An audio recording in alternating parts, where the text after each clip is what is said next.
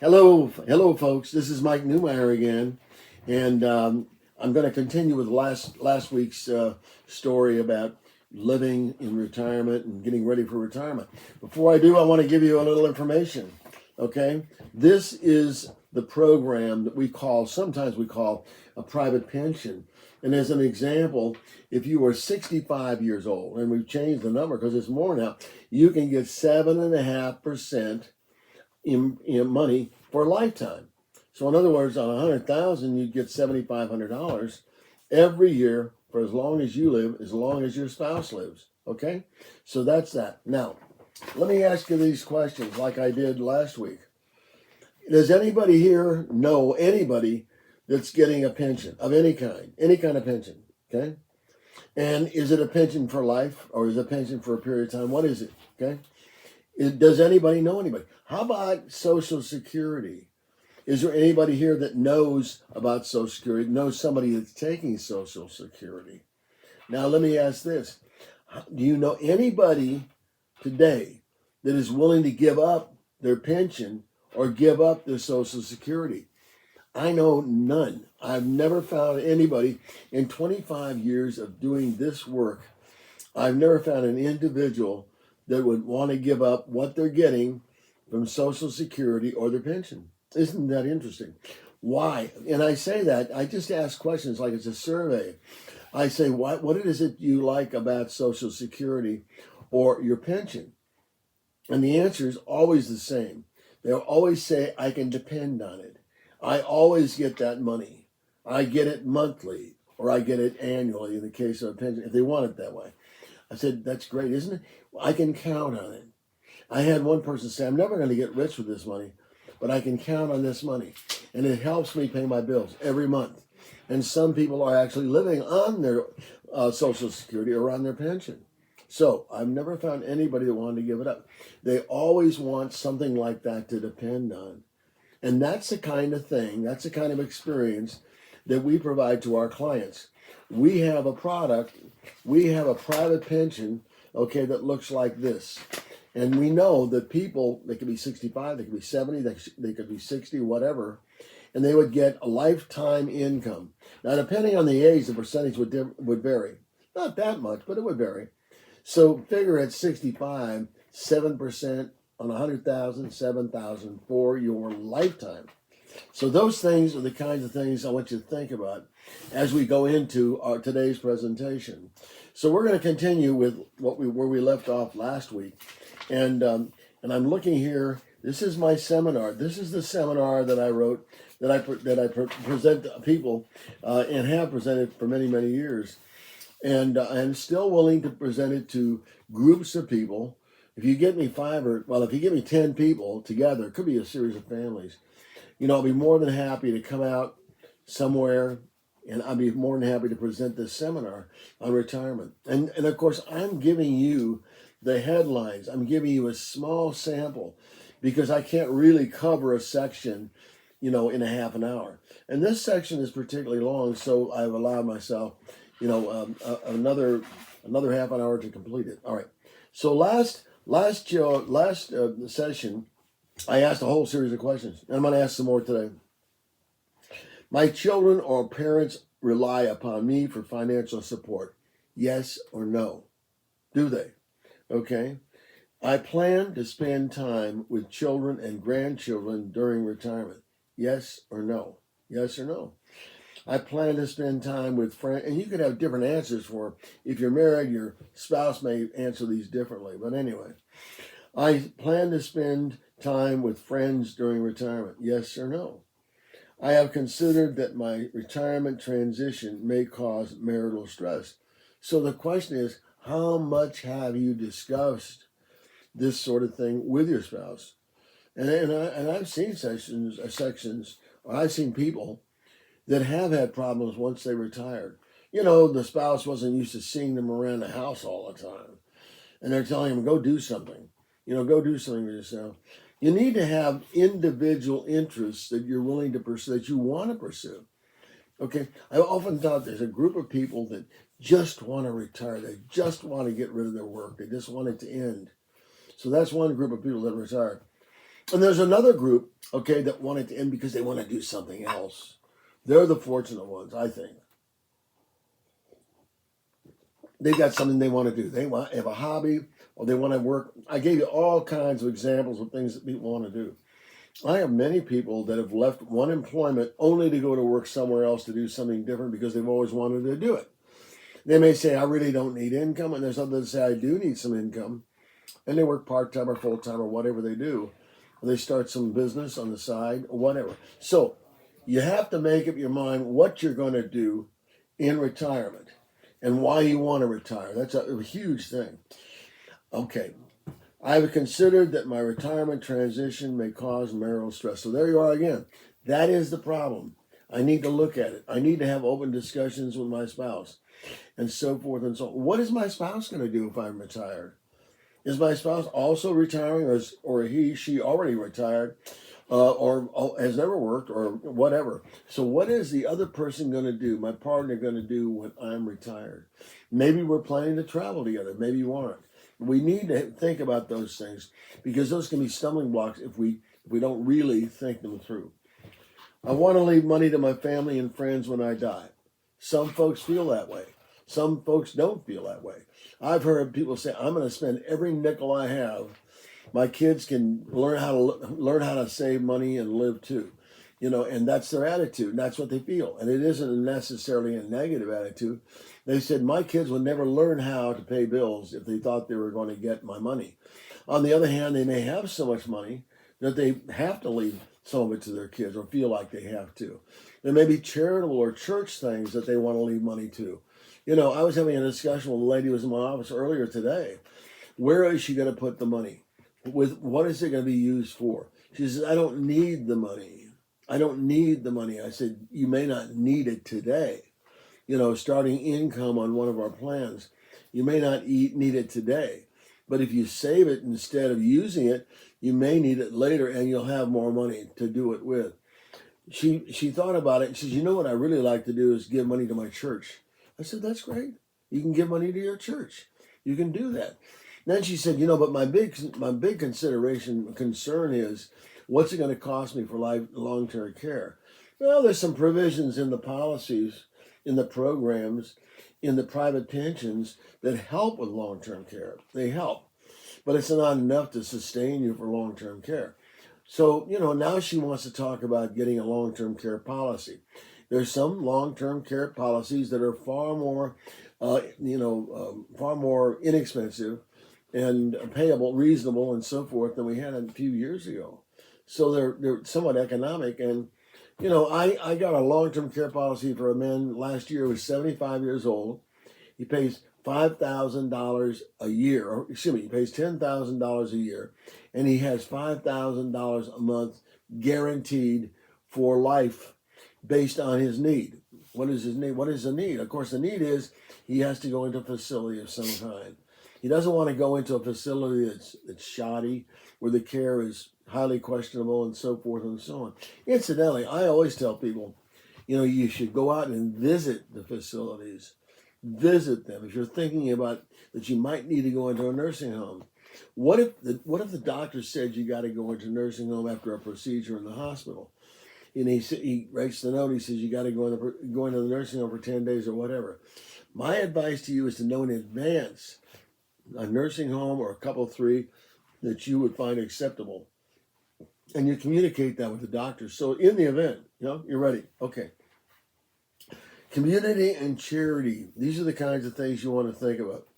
I want to contribute time or money to my community. Yes or no? I am currently involved with my favorite charity.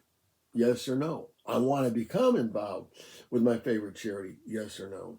I want to give money to charity during retirement, even if I'm on a fixed income. So how do I do that? How do I do that? Well, it goes back to how much do you want to contribute and what's your fixed income and what's your fixed expenses. One of the things that I try to help people do is put together a budget. A budget is income and expenses. What will I have coming in overall, and what are my expenses? And then what's the balance after I do that? And that tells me discretionary money.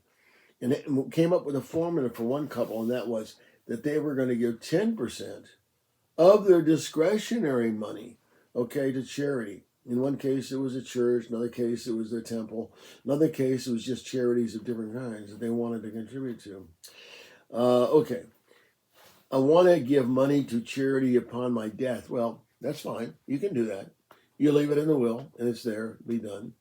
And or you can get a testamentary trust, which also is a way of conveying money, after you're gone, with instructions and named benefits and beneficiaries, etc., etc. I understand tax advantages of charitable giving. Good, or don't understand them, and that's something that you do want to explore with your attorney when you're putting together your estate plan. Very important to cover that. So, anyway, so those are some questions. Okay, and then hopefully these exercises help you. And what about other retirement considerations? As a result of this non-financial retirement planning discussion, several questions may come to mind. And incidentally, I've added this section later on after I, came up with the rest of it. Can I begin my new retirement today and just work part time? Yeah, you can. You can do that. You can absolutely do it. In fact, in our products, you can get what's called a 72T, where you convert the money to substantially equal payments over a minimum length of time, and then it converts basically to an IRA. So that's that's one way you can. Anybody can do that with a 401k or most financial products. Okay, they can do a 72. That's an IRS designation, section, and so forth and so on. So you can use a 72T to retire early, and I'm more than happy to explain it more if you come in. Okay, do I prefer a more traditional retirement? That's a good question.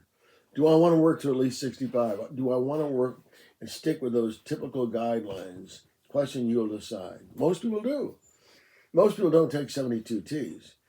But imagine being an athlete or being somebody that retires pretty early based on what he's involved in. Okay, then a 72T might be the right thing to do. Does my spouse share my view of an ideal retirement? That's a big question. It goes back to, what am I going to do in retirement? What are we going to do in retirement? What do we consider an ideal retirement? It may mean doing nothing, making no commitments. Not that typical for both people to feel that way, but it could be. And so you have to take into consideration what your spouse is interested in. You have to have those kinds of conversations and discussions. And you're not going to settle it all in 1 hour. It's the kind of thing you name as a topic. We need to have an ongoing discussion about this until we come to an agreement that is an agreement between the two of us, and not just me or you deciding for us. It's that's the way it is. Okay. All these life choices and different scenarios make retirement planning today more complex than ever. Because it used to be, if you go back in time, first of all, people didn't live as long as they are now. Medicine is better and food is better and so forth and so on. And people are living longer. So all these questions have a great deal of implications the longer we live. What are we going to do? And that's always a big deal. Okay, so that's something else that you want to consider. The retirement planning process. What's the process to actually to get ready for retirement? Number one, people bought financial products. The traditional planning process, people have already bought them, or they started to buy them. Usually they come to me, they got a 401k, they're retiring and so forth, or TSB, or a 403b, or 957, something. And they may have already have insurance. Hopefully, if they have insurance, it's going to be an index universal life, or it's going to be a whole life product, or some kind of permanent insurance that has a cash value. Okay? Term insurance has no cash value. Okay? Rarely. So you're not accumulating any money that you can take out of that policy. But an index universal life actually does have a cash value. So does any other kind of universal life. So does whole life. Whole life has a cash value. It's planned as a retirement vehicle for many people. It's also used for paying for college expenses and other things like that. So you might arrive coming in to see me. You may show me, here are my life insurance policies. Here is what I have for cash values, or maybe I don't know what the cash value is, which we can discover for people. And those things are absolutely, not securities, but they do secure you a retirement income. You can take it and you can convert it into a lifetime income pension that we're talking about. So I have that source of income, coming on for the rest of my life. That's good. You can do it. And then stocks from your broker, if you have stocks or bonds or whatever, you have an account. If you have an account, we can give you some ideas about that. And certificates, CDs. So CDs, there was a time when CDs were absolutely not paying anything. We went through the Great Recession, and you might have got 1%. Today, you can buy CDs that pay 4% or maybe a little more. However, rates are coming down. So locking in CDs that have nice rates is something that's available today, may not be available a year from now. Or rates could go up.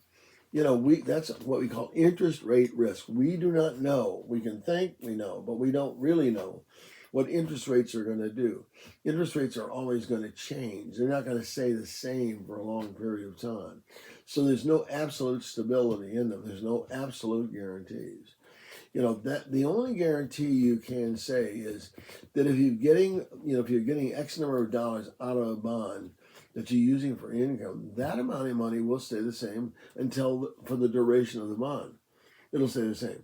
The value of the bond can go up and down, but the basic money that you're getting out of it for income, that you're taking for income, would stay the same. Okay. The value of the bond, of course, again, the lower stocks go, the higher bonds go typically. Very seldom do you see a market in bonds and a market in stocks that are both rising or both falling at the same time. So CDs, they ended up with uncoordinated. So some people end up with an uncoordinated portfolio of products. So what do I mean uncoordinated? So if you've got stocks that can go down and you have bonds that can go up, well, that's pretty coordinated. See, that's the thing. But if you have only products or investments that can go up, or can go down, that's all. In other words, they're not correlated. They're not. There's not one that acts as a hedge against the other. So that's the thing you want to understand. They needed an uncoordinated portfolio of. They ended in an uncoordinated portfolio of products. So they're correcting themselves, and I give ideas to people about how to correct their portfolios if they insist on being in the market. Some people do not want market risk. Then our products, our private pensions are absolutely perfect for them. But you can do both. And I've got many people that do both, that leave some money in the market, but also use the private pensions that have no risk in the market. Okay, and their assets and income during retirement were often less than they expected. This is one of the problems. They say, do I have enough money? Will there be enough money to give me the income? Remember, income and expenses. So if you have expenses that are becoming inflated and your income isn't going up, then you've got a crunch time ahead of you. So, you need to look at both, and that's what we do. We try to help people. And a lot of people move out of states with high taxes and where everything is highly inflated. What makes inflation anyway? It's demand, supply and demand. The more demand, the higher the inflation is going to go. Unless the supply is going up at the same rate as the inflation is going. The thing about it, inflation doesn't go up really if the supply is increased. It's when the supply isn't increased that basically you get inflation if the demand is increasing. Okay, so we can talk about that too. New retirement planning process. 1, determine the outcome you want to achieve. What are you trying to get at? Are you trying to achieve X number of dollars a month? You take the income that you're going to have guaranteed. You take other sources of income, maybe discretionary income, maybe not always the same. Maybe you got a little business on the side. Maybe you're going to work part-time, whatever. So you stick that in there and add it all up, and now you've got the outcome that you are going to get in terms of income. And educate yourself to make informed decisions. That takes reading, that takes studying, that takes discussion. I try to help people do those things. Develop a comprehensive financial plan. Make sure your plan addresses all possible scenarios. Okay, if you're going to continue working when you're retired, then you have to think about job loss that you could experience. I know a lot of people are worrying about job loss right now because there's different departments being eliminated. There's all kinds of things that are happening within the government. We got a lot of government employees in this part of the country, so there's a lot of things that people are concerning themselves, and health problems or disabilities. Health problems and disabilities could bring your retirement faster. What are you going to do if that happens? Annual physicals are very worthwhile to be able to determine your overall condition and how long you're going to be able to work. Okay, make sure your plan addresses all possible scenarios: job loss, health problems or disabilities, death of either partner, changes to Social Security benefits. We act sometimes as if they're never going to change. Well, basically, you've got what's called a COLA built in. So each year, you should see some kind of increase. And if you don't see it, but we have inflation, you're probably going to see a sizable increase in the following year. So that's happening. You may not feel it because your costs are going up. But anyway, we do have COLAs built in to the philosophy and culture of Social Security and the management and execution. So that's a reality. Incidentally, you can go online and open under ss.gov, Social Security website. You can go there and open an account for yourself and be able to determine what kind of benefits you're going to get if you retire at different ages and so forth and so on. Okay, and then you've got to implement your plan. You've got to take financial products to create a coordinated portfolio. I can help you with that. You don't want an uncoordinated portfolio. Review your plan and adjust over time. And I can certainly help you with all that, and I try to. So those are some ideas about the culture and the living and the preparation that comes to retirement. I'm going to begin another session today because we finally finished that one. And this session is retirement needs and expenses. And I don't know if we'll get through this today, but if we don't, we'll pick it up next week. Okay. And retirement needs and expenses. Let's start out right now. Here we go. And in general, people are retiring earlier. That's a reality. They're retiring earlier. They're living more time in retirement, unless they have a disease, an underlying condition that may change that. Okay. Many retirees are going on a fixed income. They're reducing their costs, they're downsizing, they're moving to less expensive venues to live in, and so forth and so on. And they're reducing their overall expense, or at least they think they're going to. Have you estimated the cost of goods and services in the future? You got to know, if we've got a lot of inflation, hey, it's not that easy to estimate, is it? I think we're going to see inflation come down, but inflation is only the amount we're going to increase this year. That's what inflation means. It's not the rise of cost over a period of time. So we've seen a rise of cost over a number of years. How are we going to get the cost down? Well, we're going to get the cost down by reducing the demand. And that's what, of course, the Fed was trying to do when they were raising rates. They raised rates, and that in turn meant that there was going to be some unemployment. And the more unemployment you got, the less demand. That's sad to admit that that's what we had to do. But if you reduce demand, then, of course, the prices come down. If you increase demand, the prices go up. So where are we going to stand on supply and demand? And the more we have available to us to purchase, okay, in the more money we have available to purchase, then the costs have gone down and we can consume more, and you're not going to have induced inflation or induced unemployment. So those are some things you have to be aware of. Hard to plan these things because nobody really knows what the future is going to hold. And but having set income that we know is going to be there is very helpful.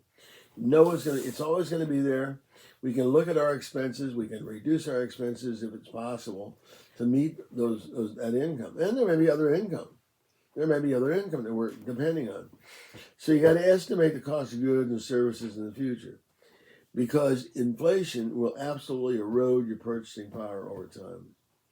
And we have to reduce the the real rate of return on your investment. So, if rentals are cost a lot, if you know that your house, let's say housing in general is suffering because of interest rates, okay, that's one thing. If interest rates are going down and there's more supply of houses or apartment buildings, then the cost of renting will go down. Okay, that's the kind of market it is. But if the interest is high for building, the cost of building is higher, your rates, your rental rates are going to go up, and I've seen it over and over and over and over. So you have to look at not what it costs today; it's what it's going to cost in the future. To the extent that we're able to, foresee that sort of thing. And okay, so help you. We need to help you estimate the cost of goods and services for the future. We'll do that. You're going to erode your purchasing power over time. You're going to erode it. Your purchasing power is going to go down if you're spending your money. The more we can sustain your buying power, sustain your income levels, whether it's from the products that we provide you or from Social Security or pensions, then your purchasing power is going to remain relatively the same. In other words, when costs go down, you may not necessarily buy more. So that means you're retaining more of your money power. Okay, it stays in savings and so forth and so on. And so your purchasing power is actually going up in that situation. When prices go down, obviously. When prices go up, you can't retain as much. You're not saving as much, and you have more problems, of course, in that instance. Okay, now when it comes to the future, sentiment is how I feel about the prices and what's going on. And sentiment also relates to the market. How do I feel about the market? People often ask me, what do you think the market's going to do this year? And I try to tell them what I think. Maybe I'll be right, maybe I'll be wrong. Nobody really knows what's going to happen. And it's the same thing with purchasing power. We don't really know because of interest rates and because of the cost of oil and because of a number of other reasons why it's going to go down or go up. But educated guesses are always worthwhile. And I've been doing this thing a long time, so I can help you figure that out. But that could help you figure out what the cost of goods will be in the future. And then we don't want to see you erode your purchasing power over time. We just covered that. And reduce the real rate of return on your investments. And real rate of return does not only figured in investments. The real tax rate is a similar kind of thing. So if you know what you're paying in taxes and you know what your total income was, you can divide your total income into the total taxes. So if you made $100,000, your taxes were $20,000, and you divide that, take the 20,000 and divide it by 100. It will tell you your real tax rate, Okay, that is a very important number. You don't have to go through all of the stages within the tax code. You don't have to say, part of it's at 10, part of it's at 20, and so forth. All you have to do is take the total dollars that you're paying, federal and state, and you can add them together if you want to, and then divide that by the total income that you had for that period of time. If you're doing a spousal, then it's the household income that you divide into it to see what your actual real tax rate is. And why would you do it? Well, you want to compare it over time. You want to look at this year, the next year, last year, and so forth. That's a real answer to find out if your tax rate is increasing. Okay. And as far as the retirees living on a fixed income, inflation can have a big impact. It's not just inflation. Again, inflation is a measurement of cost increases for a year. When we talk about cutting inflation, that doesn't mean we're going back to what it cost us 5 years ago. That just means we're cutting the inflation, which is the increase for this year. So don't be misled by politicians.